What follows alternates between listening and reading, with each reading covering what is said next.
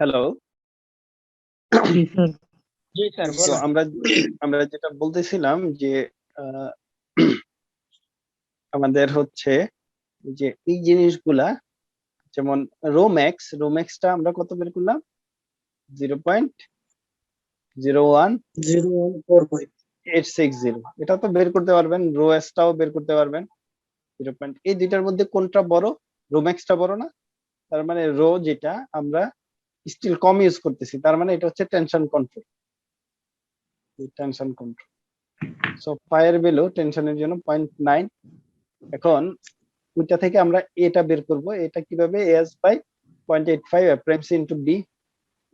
এটা বের হয়ে যাবে। এটা বের হইলো, মানে ওই আমরা যে ইকুয়েশন গুলো দেখছি গত ইয়াতে, ওই ইকুয়েশন গুলো। তারপরে হচ্ছে moment phi S F Y, এটা হচ্ছে ডিজাইন মোমেন্ট, হ্যাঁ, নমিনাল না, design moment S F Y D minus A by 2। এটা বের হচ্ছে 1312 কিপ ইঞ্চ। এখন আমাদের বলছে যে এডিশনাল আলটিমেট মোমেন্ট হচ্ছে 20 কিপ ফিট। তাহলে এই 20 কিপ ফিট যদি আমরা আগেরটার সাথে অ্যাড করি, আগেরটা কত ছিল? আমাদের যে আলটিমেট মোমেন্ট এটা আসতেছিল হচ্ছে এত, তাই না? 1244। এখন আমরা এক্সট্রা দিচ্ছি হচ্ছে 20 কিপ ফিট। সো 1244 এর সাথে এক্সট্রা 20 কিপ ফিট কিপ ইঞ্চিতে নেওয়ার জন্য 12 দিয়ে গুণ দিলাম। তাহলে কত আসতেছে? 1484 কিপ ইঞ্চ আলটিমেট মোমেন্ট আসতেছে। কিন্তু এটা আমাদের যে নমিনাল ছিল ওইটার চাইতে বড় না? সরি, ডিজাইনের ইয়া ছিল ক্যাপাসিটি ওইটার চাইতে বড়। সো এটা কি সেফ হবে না আনসেফ হবে? আনসেফ হবে, কারণ হচ্ছে আমাদের মোমেন্ট যা ক্যাপাসিটি ছিল, এটা তো হচ্ছে ক্যাপাসিটি 1312 কিপ ইঞ্চ, কিন্তু আমি ওই জায়গায় দিচ্ছি কত? 1484। সো আমি একটু বেশি দিচ্ছি না মোমেন্ট?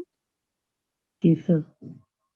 সো এটা হচ্ছে এই কারণে the beam section is inadequate to carry all the load.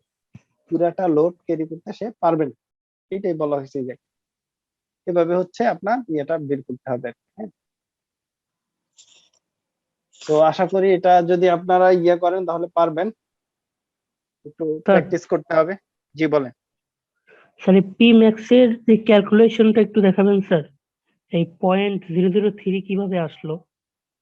G sir, এটা এটা হচ্ছে স্ট্রেইন, স্টিলের স্ট্রেইন ডিভাইড বাই হচ্ছে কনক্রিটের স্ট্রেইন। এই যে এটা হচ্ছে আপনি যখন টেনশনের জন্য নেবেন, হ্যাঁ, টেনশন কন্ট্রোল সেকশন, তখন হচ্ছে টেনশন কি স্টিলের, কনক্রিটের টেনশন হচ্ছে 0.003, আর স্টিলের টেনশন হচ্ছে টেনশন স্ট্রেন, যেটা স্ট্রেন হচ্ছে 0.005। এটা কনক্রিটের স্ট্রেন, এটা হচ্ছে ডিভাইড বাই কনক্রিটের স্ট্রেন প্লাস হচ্ছে স্টিলের স্ট্রেন। এটাই হচ্ছে, বুঝছেন? বুঝতে পারছি স্যার।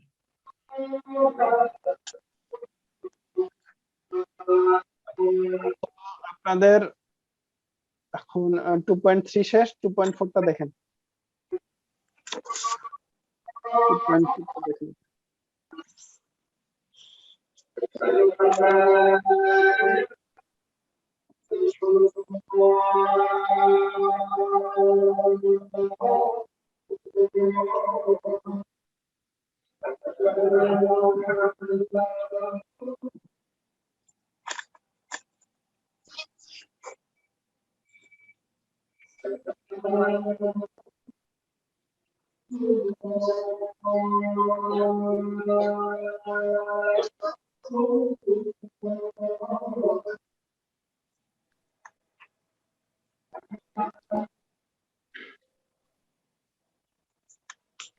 আচ্ছা, আপনারা একটা কাজ করেন তাহলে। আপনারা হচ্ছে এই যে এটা দেখেন, 2.4 এবং হচ্ছে 2.5, এই দুইটা হচ্ছে দেখবেন। 2.45 দেখবেন, 6, 7, 8, 9, 10, 11, 12।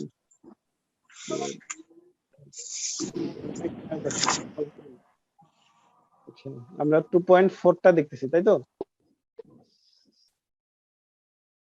2.4টাতে কি বলছে এটা একটু দেখি।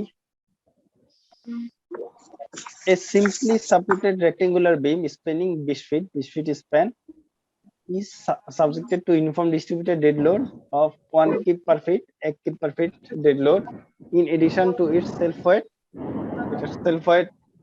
ছাড়া and uniform distributed live load হচ্ছে 2 kip per feet. Design the beam using 4000 psi concrete and 415 W steel. আচ্ছা, তাহলে বিমের সেলফ ওয়েটটা বের করব। বিমের সেলফ ওয়েট কত? এটা ক্রস সেকশনাল এরিয়া 12 × 22, এই যে এটা আমরা ধরে নিলাম। হ্যাঁ, বিমের সাইজটা ইনিশিয়ালি ধরে নিলাম, যেহেতু 20 ফিট, তাহলে 12 × 22 ইঞ্চি ধরে নিছি। সো ওই সেকশনের ইউনিট ওয়েট যেটা আসে ওইটা বের করলাম। তারপর হচ্ছে factor load 1.2 dead load plus 1.6 live load. Dead লোডে কি আছে? যে 1 কিপ পার ফিট, আর হচ্ছে এই জায়গায় সেলফ ওয়েট বের করলাম, দুইটা একসাথে যোগ করলাম, 1.2 দিয়ে গুণ দিলাম, প্লাস হচ্ছে 1.6 into live load. Live load হচ্ছে 2 কিপ পার ফিট। সো এইটা দিয়ে আমি ফ্যাক্টর লোড পেয়ে গেলাম। এখন যেহেতু সিম্পলি সাপোর্টেড বলছে, সিম্পলি সাপোর্টেড হইলে ম্যাক্সিমাম মোমেন্ট কত? WL² by 8। সো এই